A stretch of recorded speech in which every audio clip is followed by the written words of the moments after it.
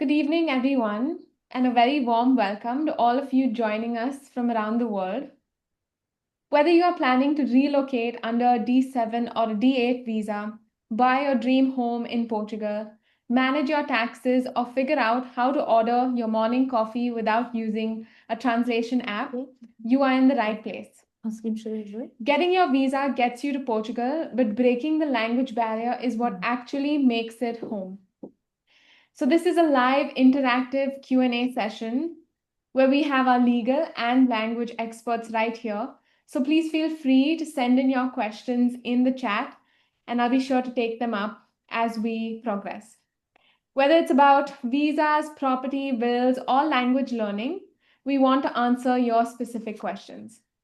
So before we dive in, a quick reminder, you can subscribe to our YouTube channel and we are dropping the link in the chat right now. We try to make sure that we post content on moving to Portugal, investing, citizenship, and legal matters on a daily basis.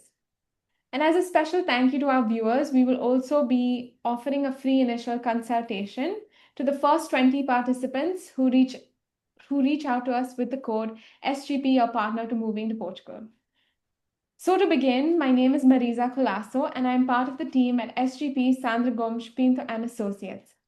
Over the years, we have had the privilege of assisting hundreds of families, investors, retirees, entrepreneurs, and property buyers from around the world in making Portugal their new home. Now it is my pleasure to introduce our co-hosts and experts for today's session. First, our special guest, Sandra Carapinha. Sandra is a Luso-American language expert and the founder of the brand Learn European Portuguese Online, which she launched in 2018. Born in a large Portuguese community in the United States, she moved to Caldas da Rainha, Portugal at age 9 and later attended college in Lisbon. As a pure bilingual, she has a deep understanding of both cultures and how the minds of English speakers work when learning Portuguese. After returning to the US in 2011, she became a pioneer in live online European Portuguese teaching. Sandra leads a talented team of teachers in Portugal, offering private, group, and family lessons, and her program has helped over 150 students pass the A2 CIPLE exam. And I'm also proud to introduce today Dr. Sandra Gomes Pinto, who is the founding partner of SGP Sandra Gomes Pinto and Associates. She has spent more than 30 years helping international clients navigate complex legal, immigration, and real estate matters in Portugal. Throughout her illustrious career, she has advised retirees, digital nomads, developers, and families from every corner of the globe. She has seen firsthand the opportunities Portugal offers, but also the costly, stressful mistakes that can happen when expats don't get the right professional guidance. She has also lectured in Heidelberg at one of the top law universities in the world. So I would first like to ask our special guest, Sandra Carapinha, if you could tell us more about yourself and what you do, and also your experience living both in the United States and in Portugal, and the differences that you experienced even in the culture. Hi, everybody. Thank you for the invitation. It's a pleasure to be here. Yeah, a little bit like you mentioned, I am a Portuguese American. I was born in Massachusetts, in a town with a large Portuguese community. And when I turned 9, my parents decided to move back to Portugal. And like many of you, my Portuguese wasn't great.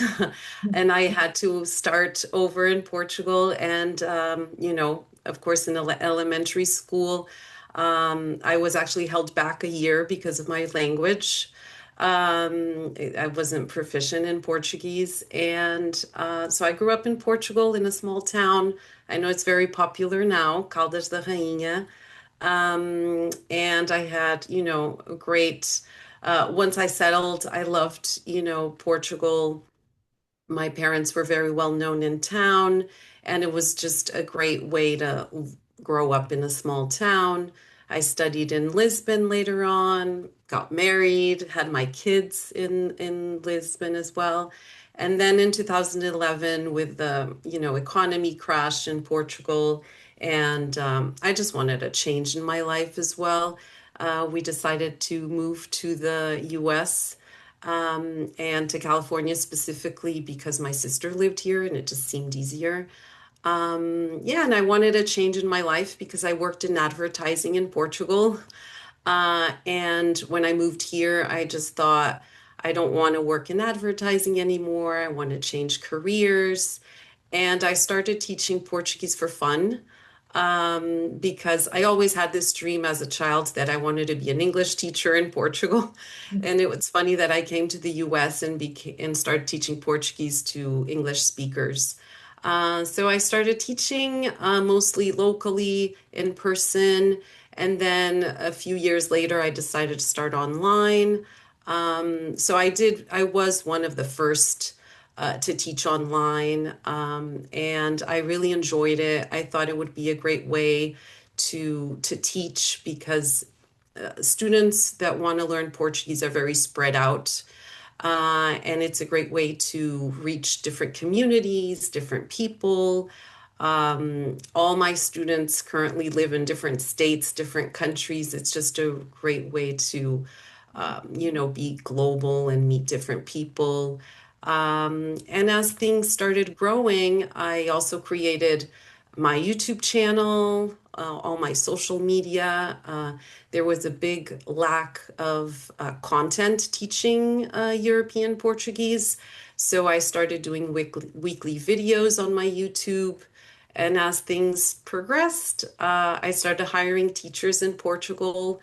I'm very selective on the teachers that are on my team. They've been with me for a long time. And yeah, and nowadays we have over 100 students every month. We help students prepare for the CIPLE exam, for nationality purposes, and we teach all ages. We started teaching children as well. So we teach from age 5 to 85, so we're very open in that sense. We teach everyone, each level. So yeah, and it's been a pleasure. I really enjoy what I do. I think it shows in my work, and I just love to spread my culture and my language. And Dr. Sandra, could you also share a bit about yourself and your firm and your team and how you help people move to Portugal? So I'm a lawyer here for over 30 years. The last 10 years, I thought it would be great to promote Portugal in the States, and it would be great the way of Portuguese life, the quality of life, our climate, our healthcare, everything. It would be a good idea.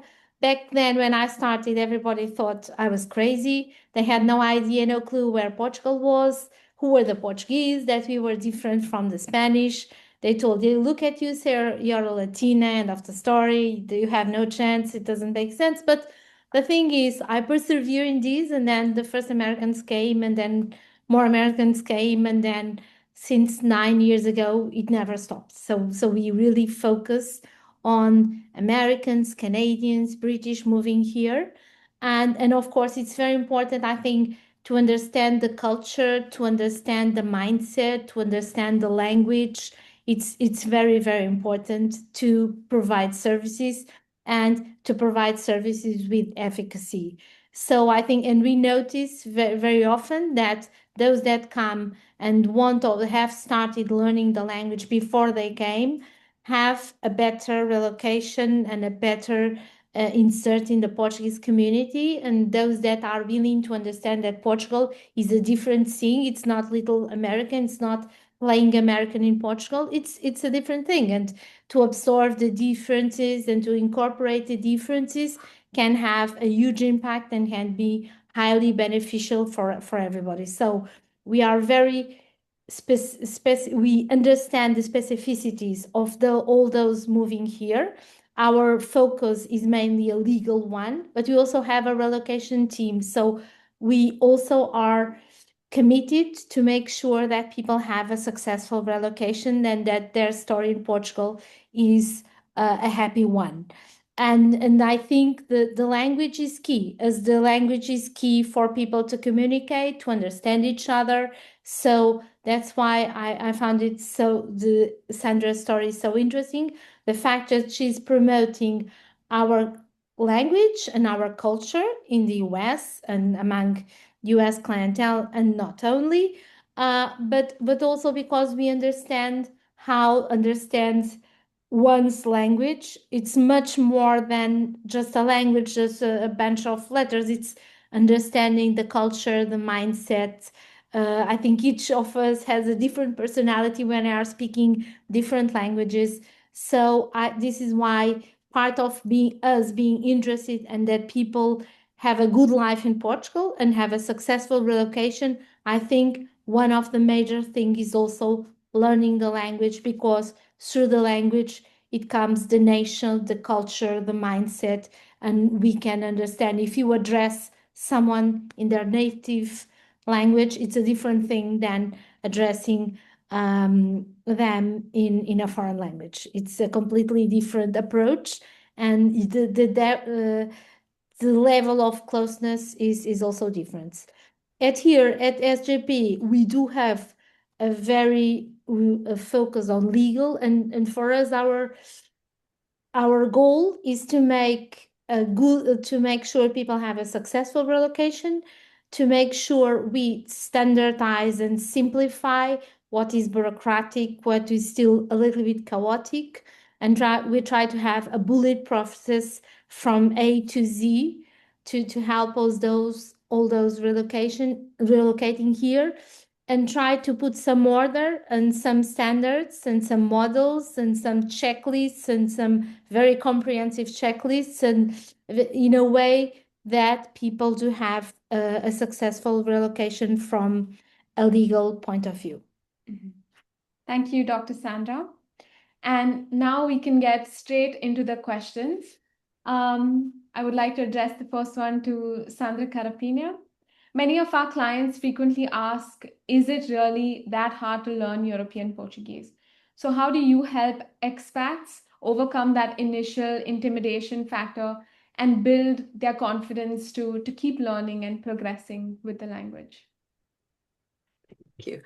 I don't think learning Portuguese, of course, there are a lot of factors, but overall, I don't think learning Portuguese is very difficult. And it just takes time and patience. And we have a lot of words that have the same root as, the words in English or Spanish. So many times it's easier, even at the beginning, if you have some tricks and you start understanding those cognates, you'll learn, simple sentences and start identifying words very quickly. I think it's the pronunciation that scares a lot of students, and the understanding of the language, the oral comprehension, because that is more difficult than Spanish, for example, where the vowels are open. But I think the mindset of the student should really be, it's a challenge, it's a goal you have, and you just have to keep, your work, your consistency, keep your motivation, and start learning early. That's what following what Sandra was saying, I tell students, I think they should start learning before they move to Portugal, not when they arrive to Portugal. Because once you arrive, you have a lot of things to do, you have a lot of things to plan, and and your mindset is not going to be focused on the language. So if you already have a good base before the move, then you can start, practicing once you arrive, and you really start valuing the language at an early stage. So yeah, I think the secret is really just consistency, having a good instructor to keep your motivation high. And I think learning a language is an act of love. And if you're planning of, moving to a new country and you want to start a new life somewhere, they go hand in hand with the language if you want to connect to people locally. Mm-hmm. And just a follow-up question. I see we're getting some questions in the chat. So a question from our clients, Karen and John Beisner, and Sandra Carapinha, you can answer this. I'm curious if classes are more effective online than in person. That's a great question. I think it depends on where you live. Like I said, the most important thing in language learning is really the consistency. And I find that students that have online classes usually do have more consistency because even if they travel, even if they are busy people, they can try to fit in, you know, if you're at a hotel or if you go on vacation with family, you can still have a class. So there are less excuses to skip the class. Even in person, if you have a school in your city and it's pouring rain, you know, students don't go to the class and they'll say, oh, I'll just stay home today. I don't want to go out in the rain or the weather. And here you're not really affected by the weather. So there are less excuses. And I think they're as effective. Even if you want to do group classes, they're really engaging. I find online classes very productive because everything is a tip of your finger, right? Like if I want to show a Portuguese dish, I Google it, I show it right away. If I want to show a city, a map, I can show it right away. I feel like in the classroom, of course, we can use a computer and everything, but logistically, it's not as fast. So yeah, I think it depends on the student. Some people like that live interaction, but I do think online is more productive and effective. Mm-hmm. And Dr. Sandra, on the flip side of that integration coin is the legal foundation. And for someone just starting to plan their move, what are the first legal and logistical steps that they must take before they even think of booking flights? And I think the preparation is very important, and to have professional assistance with some time, it can have a huge impact. And so before they come, start the NIF, start the bank account, start to prepare a time plan, start to understand that there will be perhaps lots of obstacles and difficulties with uncertain schedules from the Portuguese public authorities, and you have things more or less organized, knowing that also there will be a certain uncertainty in terms of the Portuguese authorities' timelines, and know beforehand that it will be like this, and know exactly which documents you have to take care and how to combine the documents with the appointment. So by the time you get to a VFS appointment, you don't have an FBI background check expired, and to make sure everything is on the right moment at the right time and you have everything properly prepared, that I think that can minimize your stress, and that can have a huge impact on you having a good relocation, and also to have all your expectations properly managed and everything properly organized. When we are talking about families, sometimes I think if it's a family with children that are it's time to go to school, everything goes a little bit about choosing the school first and then organizing the rest of the relocation around this. So I think to start early with professional assistance, with proper preparation, people know what they are looking for, manage their expectation, having the opportunity to discuss what they are expecting with someone that has done that professionally a lot. And I think that can have a huge impact on how successful your relocation is, and also even understand if Portugal really is for you. I think this is you cannot impose residing in a different country that has a culture that is different than yours. You have to understand, manage your expectations, know what you'll find. And I've seen again and again our clients say, after a few weeks, because of the food, because of the pace of life, because of the weather, because how welcoming people are, not only obsessed or being efficient, after some weeks we feel so much better. And I hear this speech again and again, and that also makes us very happy because we know we have a positive impact in people's life. But also, as everything in life, you have to manage yourself, you have to manage your expectations, you have to manage what you're looking for to see if it matches what you're getting in the new country you're relocating to. And looking down the road, Dr. Sandra, how important it is, you would say, to learn the language for the purpose of applying for permanent residency and citizenship? For those things, these are requirements, formal legal requirements, and there is no way to overcome that except in very exceptional situations. You do have to have an A2 level of Portuguese if you want to acquire Portuguese citizenship through naturalization. You have to have an A2 level if you want to apply for the permanent residency status. This is something you have to have, except in extreme situations. This can be waived, but it's really exceptions of the exceptions. It's a very rare thing. So it's also, from this point of view, these are quite important requirements. It's not as Sandra will develop that, it's not a super proficient level. It's a basic level that people may basic written, basic interpretation, basic communication skills, but you have to have this level of Portuguese to apply. And just to take a question from the chat, from our clients, Karen and John Beisner, are there free classes available with AIMA for language learning? Dr. Sandra?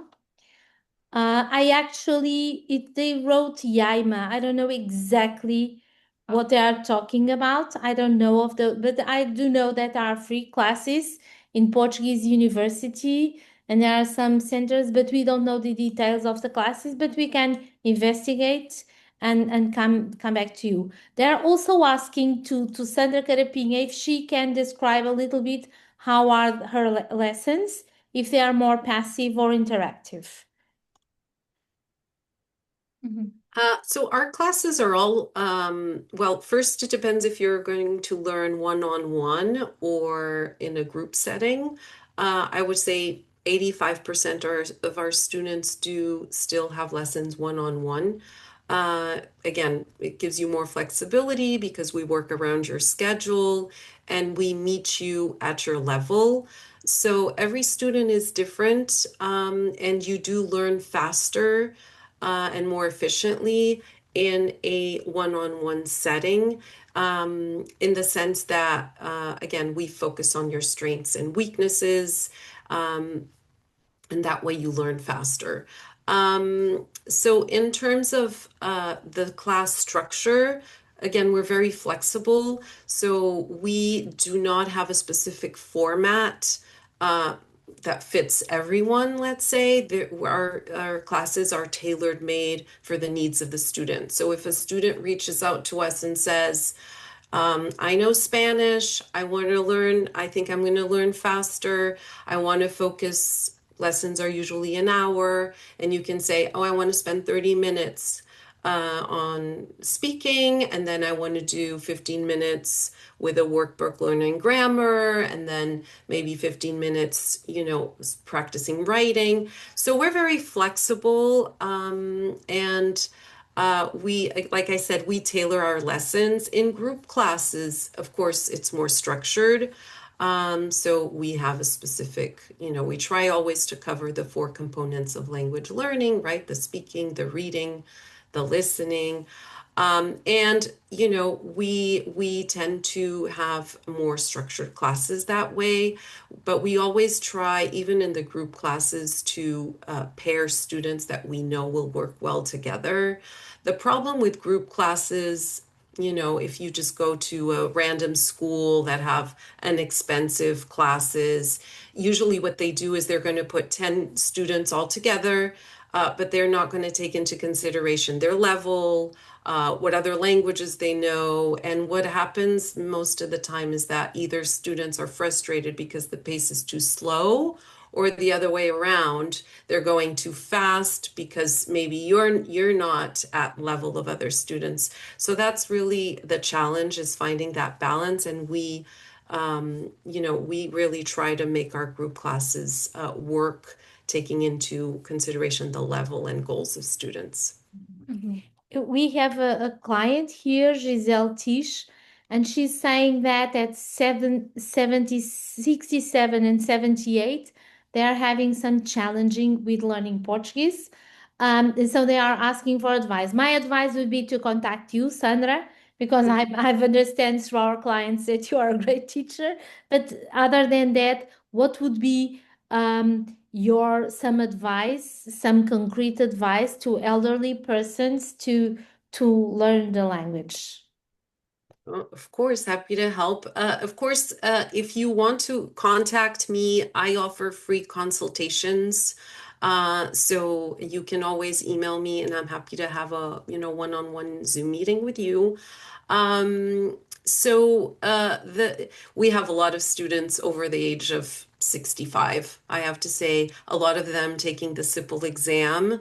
Some of them for Portuguese descent through grandparents, other just foreigners that live in Portugal. Again, the benefit of learning one-on-one or couples. So that's the other thing we also work a lot is if you rather learn with your partner or with a sibling, we'll do joint online lessons, family lessons.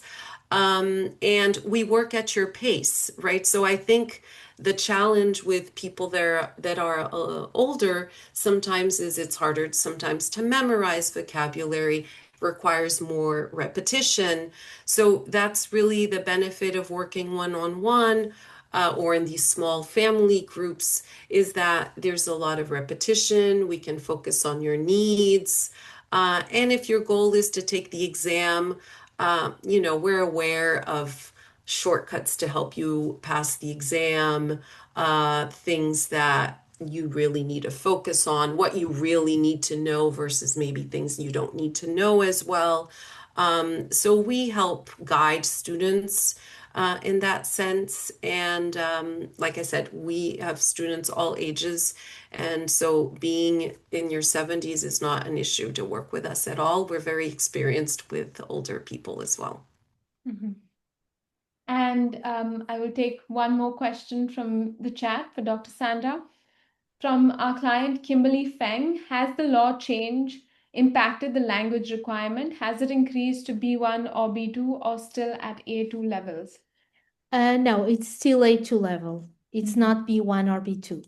Okay. What is required in the law is A2 level. But there's also here another question from an anonymous attendee that thought that after the 5-year threshold, there was no need to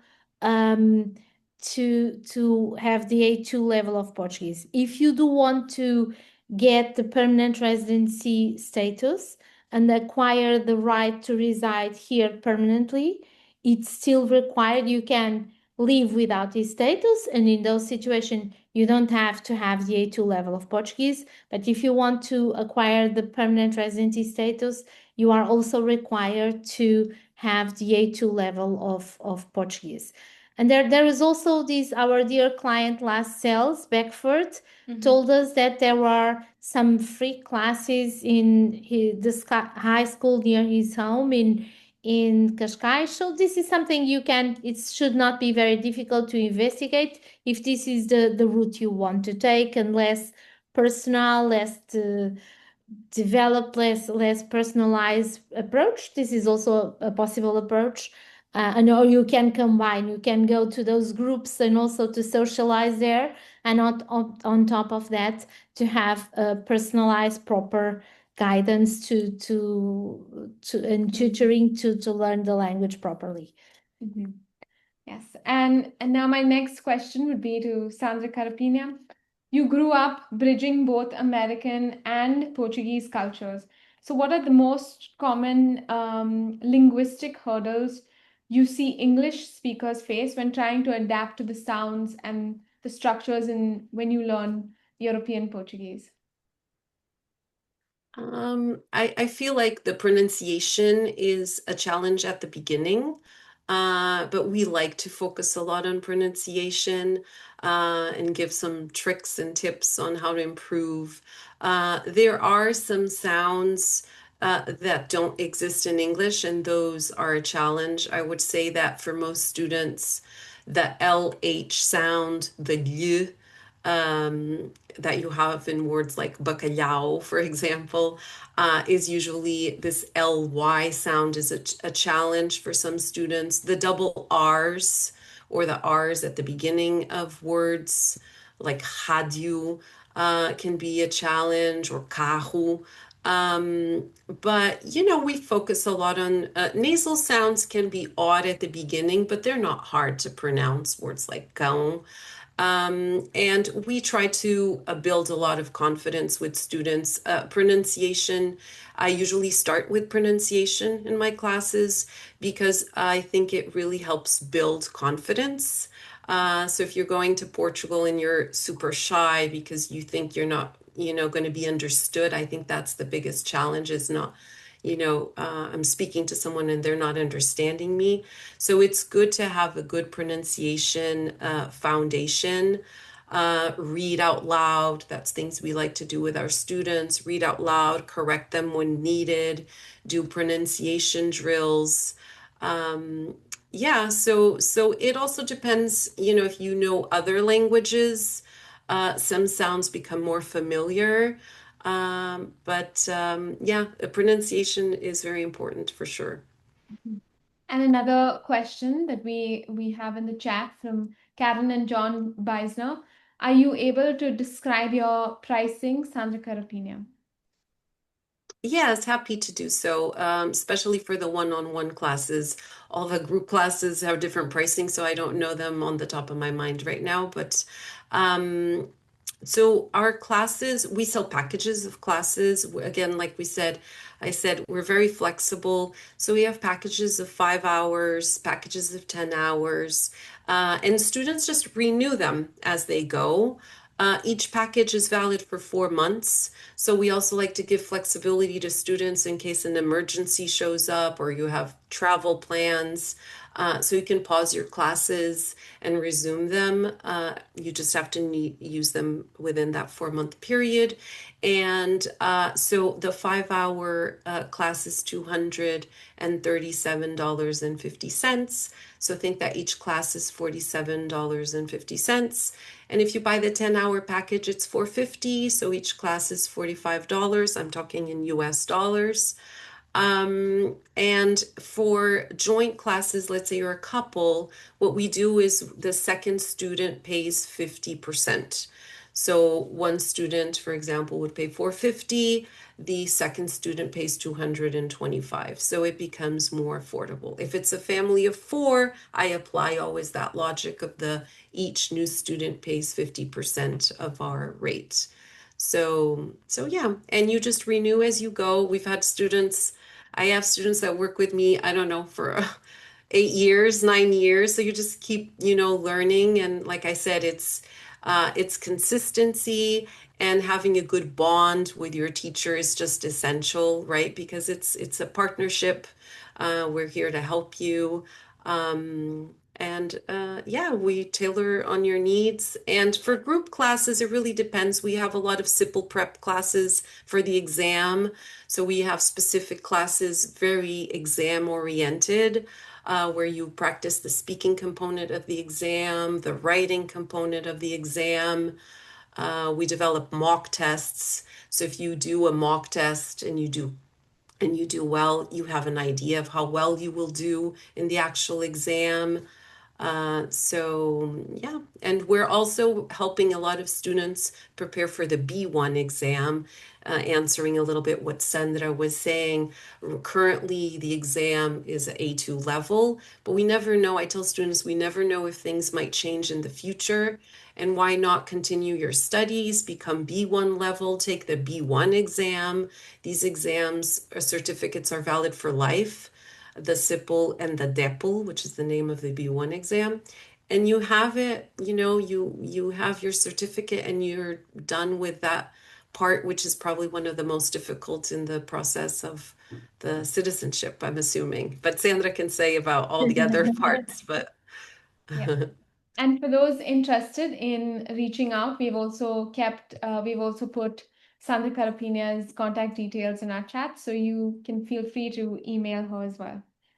And just before we continue, I would take a few more questions. One is from Sandra Hunter for Sandra Gomes Pinto. Do you offer free consultation?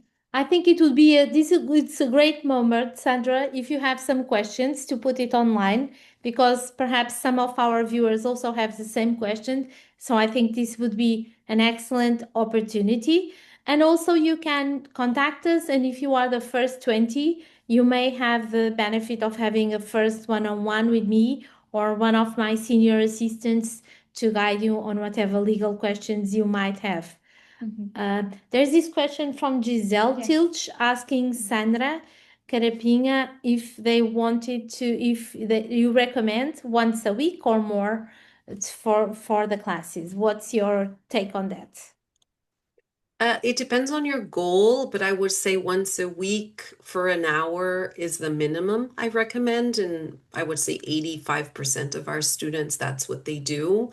Only if you want to, if you have the free time to have more classes, or let's say you have your exam in a couple of months and you want to speed up a little bit your studies, you can do 2 classes, 3 classes, 4 classes, but I would say 1 class a week is a great way to start, and make sure to study in between classes, review what you learned, just so you start building up and not getting to that point where students sometimes get a little overwhelmed with information. So it's good to review and make sure you're comfortable with everything you're learning before learning a lot of new things.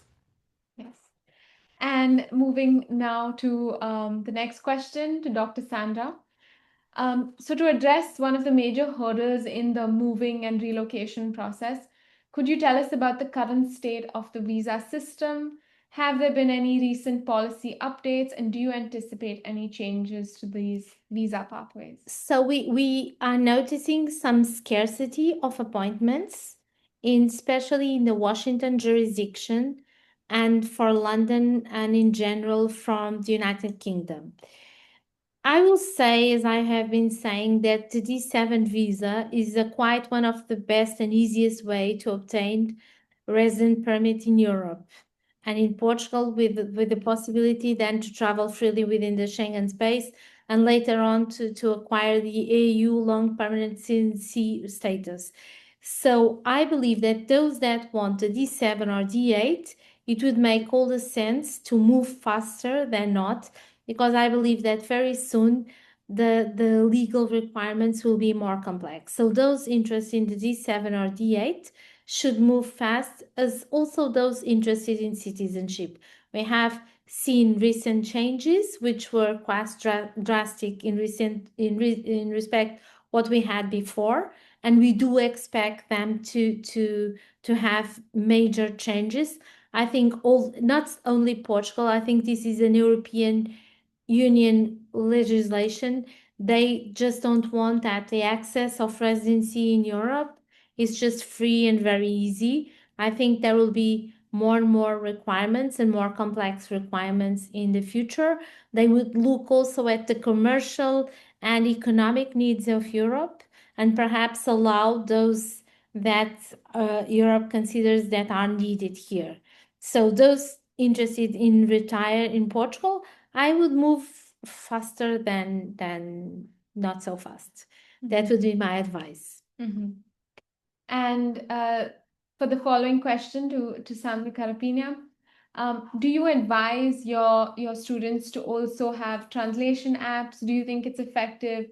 Do you think it's useful? What would you say?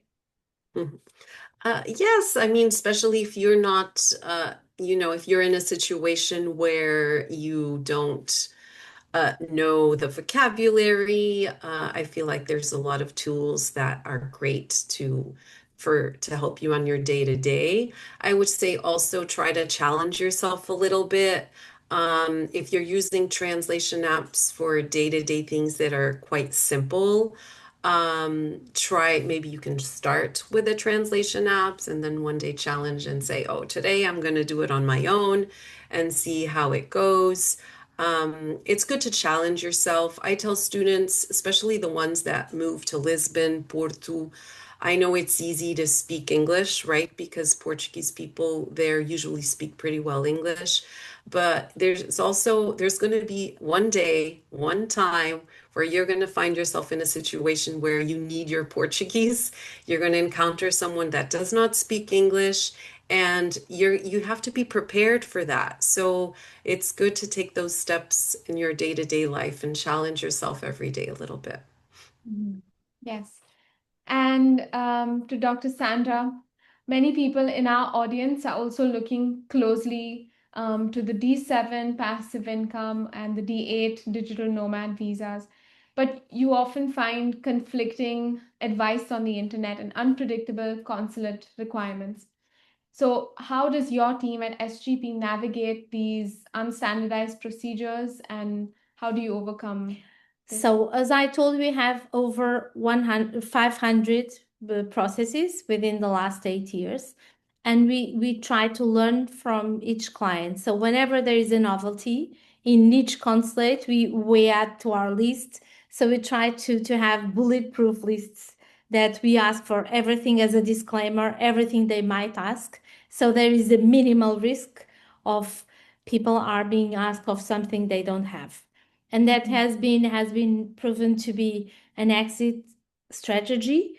So we see that we have almost 100% success tax rate. And when you don't have, it's because the clients most of the times in some exceptional, very exceptional cases, didn't comply with what we told them to do. But this is, again, an exception of the exception. This is very rare. So we try to make sure to have very complex lists to address also the specificities of each consulate of each place.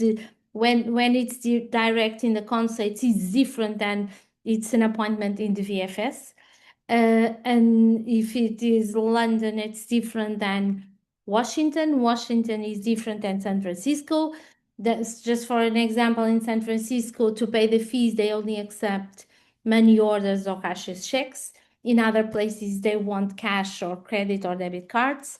In other places, they don't accept cards and it's only debit. So it's little devil is in the details. So little things that can compromise from in a practical terms completely your appointment and your documentation setting and the possibility to have a successful appointment. So we try to make sure that we have every detail covered, so there is minimal risk of anything go out of the plan. And just to take a question from the chat, from Stephen Relaford, since VFS appointments are scarce out of the Washington, D.C. location, do you know of any workaround to get an appointment? So we have been working on that, and we have out-of-the-box solutions that we developed for our clients. And if you want to know one of those, you can contact us. We also developed internally, we have several informatics and people from computers developing bots, because nowadays it's the only possible way to get an appointment due to the amount of people that is trying to get the appointment. So yeah, I think in Washington, in the last months, there were 4 or 5 appointments available, and most of them, it was people that canceled their previous appointments. I don't believe they are creating new appointments. So it has been quite difficult, but we have several clients that worked around that. Pursuing new visas, going to other jurisdictions. We had, we managed to handle that successfully for several of our clients. And just to take another 2 more questions to Sandra Carapinha from Karen and John Beisner. What kind of materials are needed to begin the classes? Well, usually we do recommend a workbook. Depending on what teacher you will be assigned, we will recommend you a specific book. Especially for students that aren't in Portugal, we do really recommend a workbook. So you have something physical, Portuguese, by your, at home that you can always use, review. So usually you have your main workbook, you have a exercise workbook, and sometimes we would recommend a grammar book. We use it in class. Of course, we complement with many other things, but we like to have structured classes, especially if you have the goal of, for example, in a year to take the Portuguese exam. So it's important to, again, start focusing on your reading, your writing, your listening, your speaking. So we'll play audios in class, do dialogues with students, practical situations, and always try to add a little bit of Portuguese culture, tradition. So adjust better when you move to Portugal. Mhm. And another question from Sandra Hunter. I am ready to move forward with the D7. My husband is not. Can I apply without him? We do meet many of the requirements, NIF, the bank account, and residence. Of course, you can apply without him. You just need to meet yourself the requirements, namely the passive income. But even if you don't meet them directly, it's possible to overcome and to find ways around this. So I think it's better to contact us directly. But I would say, yes, in principle, you can apply without your husband. Mhm. And another question for Sandra Carapinha. From Ray Kennedy, are there significant differences between classes in mainland Portugal and in the Azores? So maybe it's regarding the dialect of the language. Mm-hmm. Yes, the accent is different. So if you're, more interested in learning the Azorean accent, probably you would like to reach out to a local school in the Azores. Also, the Azores are very interesting because depending on the island, they have different accents. So if you are looking into a specific island, you can do that as well. But I would say, the classes, the grammar, that will be the same, right? We're talking about the same language. They might just use, a couple of different, more local words for certain things. But I think also if you go with a school online, it would be totally fine as well. It's just a matter of preference. Mhm. And just to take another question from Joe Landwer, one issue that might be a little bit off topic but is important is the issue of cross-border finances. US citizens moving to Portugal are subject to taxation in both countries, each of which operates by different rules. This is a difficult challenge to navigate without help. Can you recommend a good international financial advisor with cross-border experience, Dr. Sandra? It depends on the questions and on the concrete situations. And for that, we have different professionals, but we have a lot of people in-house, very experienced with the convention to avoid double taxation between Portugal and the US. And we have many, many clients in these situations. So we also can provide assistance or recommend, but we need to understand what is the concrete issue that it's at a given moment at stake. Since we don't have the NHR, new challenges, as it was for retirees, new challenges are at stake. But for some people, if they meet the requirements, it would be important to see if they can apply for NHR 2.0 or take some measures to minimize their taxation in Portugal. But then again, some people very worried about taxation in Portugal. But what I would say is, in terms of healthcare at a high level, the cost is 1/10 of it is in the United States. Our clients again and again do not believe the pricing of private hospitals, even without insurance here in Portugal. There was an article recently in the Los Angeles Journal some years ago, not but quite recent, saying about Californians in Portugal, we are sparing so much money that it looks almost like a sin. So, especially for those in California, housing here, restaurants, transportation, drinking a good glass of wine is significantly less. So even if you have to pay a little bit of tax, you are paying for sometimes for education, for universities, for public healthcare system that despite the fact it's not perfect here, at least it's universal and can cover in some basic aspects the majority of the population. So I think the taxation issue should never be focused by itself. Knowing the specific question, we can help inside with our professionals that work with us in many of the double taxation issues that our clients face here. And a question from our client, Greta Lynn Cooper for Sandra Carapinha. Any workbooks that you recommend to buy in the US? Now, that's a good question. It can be a challenge buying workbooks, Portuguese workbooks in the US. I do have on my website, if you go on my website, I do have a small Amazon store that I created with only European Portuguese books. So you can take a look and see what's available. Sometimes they don't have a lot of things available. I personally use a book in my classes for beginners that's called Passaporte para Português, and it's by the publisher Lidl. But there are new ones out. Português a Valer is a new one, Português em Rede. Those are all good books. The challenge sometimes is finding them in the US. The distribution is terrible in the US.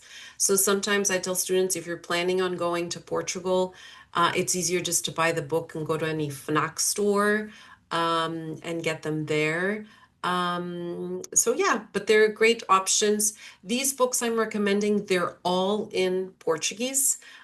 So, you know, it's what we use in the classroom. If you're looking for something more like self-study, where the instructions are in English, and then exercises in Portuguese, then you can find more options. There's an author called Sue Ellen, I can't remember her full name, but she has a few books. They're not from Portuguese publishers. So she explains everything in English, but it has a little bit of Brazilian Portuguese. So take a look at the Amazon store and feel free to email me also if you need any further help. Yes. And another question from Lorraine Engelbrechtsen for Sandra Pink. Just to clarify, is a Portuguese language certificate needed for permanent residency? As retirees in their late 60s, memory is not as good as it used to be. So is it possible to obtain PR without the CIPLE exam? How does it work? And what are the requirements for permanent residency? I think this is also a possibility. There are some courses that you just have to attend. We don't have details for those. So, but I think it's possible to overcome the exam in some situations. But I will urge people to learn and to try to do the exam. It's not that difficult, but it's there are other ways around this. You can contact us when we'll try to help if needed. Mhm. Yes. And now to talk about the CIPLE exam, Sandra Carapinha, can you tell us how this exam is structured and how you help people prepare for this exam? So the exam, like we've been mentioning, it's an A2 proficiency exam for foreigners. It covers the 4 components of language learning. So you have the reading and the writing together in a block. I believe an hour and 15 minutes. And then you have the listening portion and the speaking portion, which is about 15 minutes. Yeah, the exam, you have specific dates for the exam. It can be taken in Portugal, throughout the country and in the islands as well. And you have also 3 international dates. You have May, July, and November. In the US, they only have May and November. So specifically in the US, you can take it in Berkeley, New Jersey, and Newark, Boston, and Washington. But you can take it pretty much in most countries around the world. A lot of students end up going to Spain to take it, to Mexico, France. Enrollment can be a little tricky. So usually enrollment opens in January, and those spots go very quickly. Spots in the US go in a matter of seconds, minutes sometimes. So, but I do think that with the changes in the law recently, I think it's going to become easier to get spots now because probably students are maybe don't have the urgency to take the test right away, right? So I would recommend students, keep studying your Portuguese, take your test. So I just wanted also, since some people were asking about these free courses and the other options, I wanted kind of to point out what's the advantage of the CIPLE versus these other courses that you can do. Some are government run that you can do at local schools. I've had some of my own students take those courses and then have classes with me to complement. The issue is those courses are free. They're great to meet people. They're very interactive, but sometimes they put 30 students or more in a classroom, each with a different nationality. And for the teacher, it's a big challenge to be teaching Portuguese when she has two French people, two American, two Italian, two Chinese. So it is a challenge. And a lot of my students tell me I learned very little in that class. I learn more with you in an hour than in 10 hours in that class because it can be very challenging. So you have to think, how do you want to do with your time? Do you want to sit 150 hours in a classroom where you're not actually learning? Or do you want to have 70 hours or 60 hours of private classes, take the exam, and actually learn? So I think that puts a little bit in perspective the benefit of each. If you don't pass the CIPLE, you can retake it as many times as you'd like as well. So you only have to have 55% to pass the exam. And I wanted just to mention the person that was asking about having hard time memory. So the CIPLE can adjust if you reach out to CIPLE, the entity that runs these exams.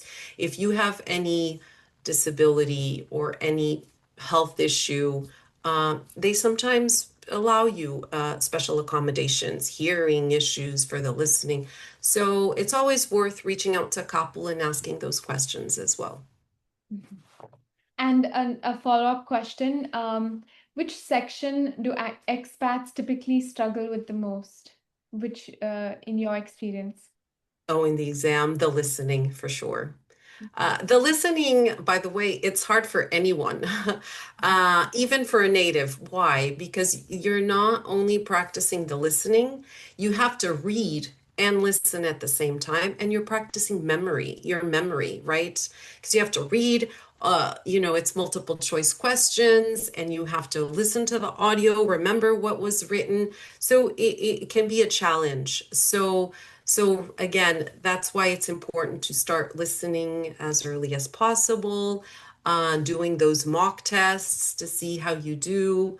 But the other thing in the exam is you don't have to have 55% in each section. So if you do really well on the reading and on the speaking, but not so well on the listening part, it doesn't matter. You have to have a 55 overall score.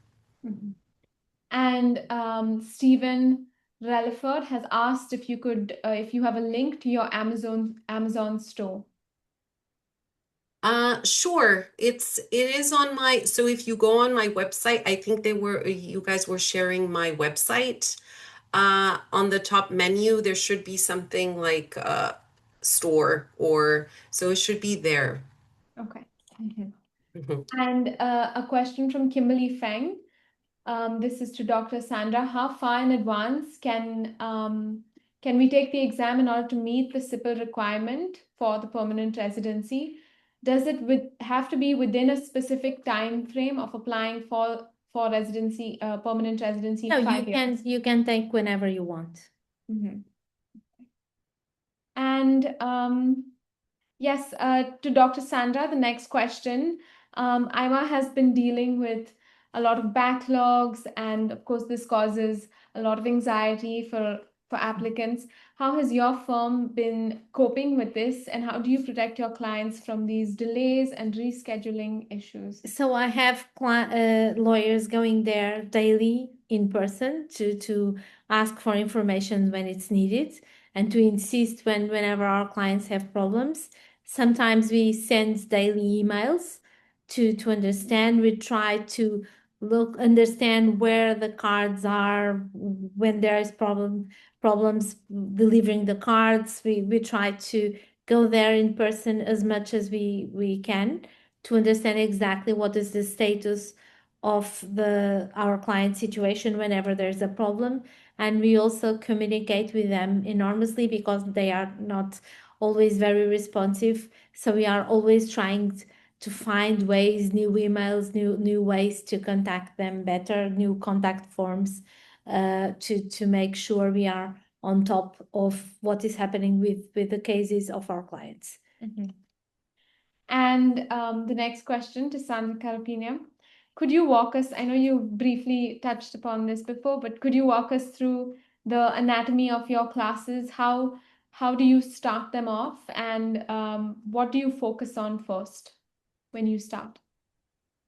Well, if you are a total beginner, we usually start with pronunciation. And then, once you're comfortable with the pronunciation, of course, it's something you're going to build on, right? But at least you're familiar with the basics. We will start, this is a traditional, right? In case you just want to learn the language in general, we would start working with a workbook. And usually the first unit is where you're going to learn the very basics of, greetings, the verbs ser and estar, how to introduce yourself, how to say goodbye to people, learn the formal versus informal, which is something very important in Portuguese that students, especially Americans, are not used to. So yeah, we try to cover the basics and build on that. We start with the A1 level, which covers, present tense, how to talk a little bit about yourself, your hobbies, things you like to do. But if your goal is very specific into day-to-day life situations, we also help with that. We read bills with students in class if needed. We help write emails if you have an issue. So we do a lot of things to help our students, not only just the teaching component. So yeah, we try to help the best way we can. And Dr. Sandra, to our viewers who are interested in applying for citizenship, is this something that you assist with completely remotely? Is there any need for them to come here, or how do you handle the process? Mostly, I think everything can be done remotely. Sometimes they do. It's better for them to send us the hard copies of the document that might be needed. But this is something we can handle totally remotely. Yes. And a question on relocating to Portugal. For those who are ready to make their move to Portugal, what does the onboarding process look like with you, and what would your advice be for them? So from moment one, I think it's important to start in advance. Preparation starting in advance with professional assistant makes a huge difference. The Portuguese bureaucracy and public services will be a challenge on their own, so it's better to be prepared and to have a possible timeline and to write and prepare a possible timeline, knowing that probably it will not go exactly as planned and it has to be done and prepared with some flexibility. But if you are already expecting that, it's less stressful and you can prepare yourself and your family better than if you don't know exactly what will happen. So we try to organize a timeline to get early on the NIFs, the bank accounts, to understand what is the most important for the family. If it's the schools, that is very important for them to find the proper school for a certain family, which can be different from another one.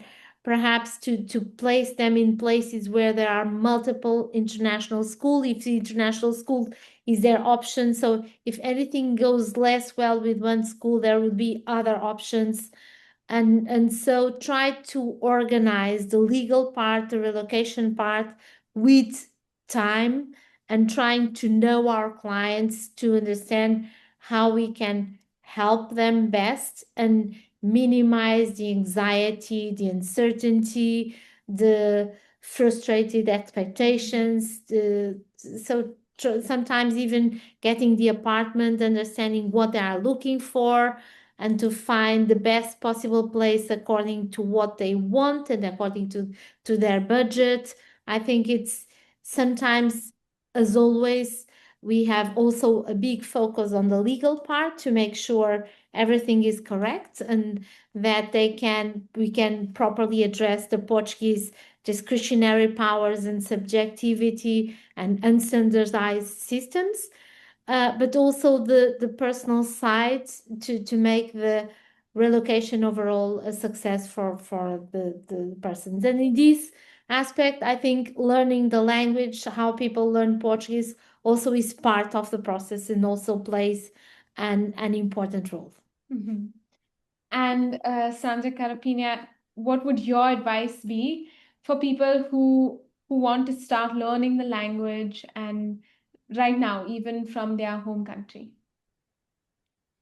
Well, I would say the first step is really to email me, to message me. Like I said, I do offer free consultations. The way we work specifically is you'll have a free consultation with me. I'll discuss a plan with you, your schedule, understand better your goals. And then based on all that information, I will match you to one of my instructors. You'll also have a Zoom call with your teacher before you need to commit to anything. And then you get your classes scheduled and you get started. I think the secret is really just to take that step and start learning, taking that hour a week on your schedule and start building your confidence. And it will definitely make a big difference, just like Sandra said, when you get to Portugal. So with that, I'd like to thank both of you, Dr. Sandra and Sandra Carapinha, for sharing your incredible expertise with us today.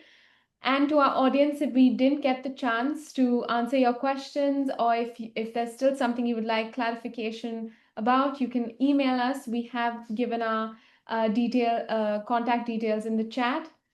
And we thank you for your time today. And just a reminder, we are offering a free consultation to the first 20 who get in touch with us. And we look forward to speaking with you again very soon, and have a wonderful evening. Thank you. Thank you. Thank you.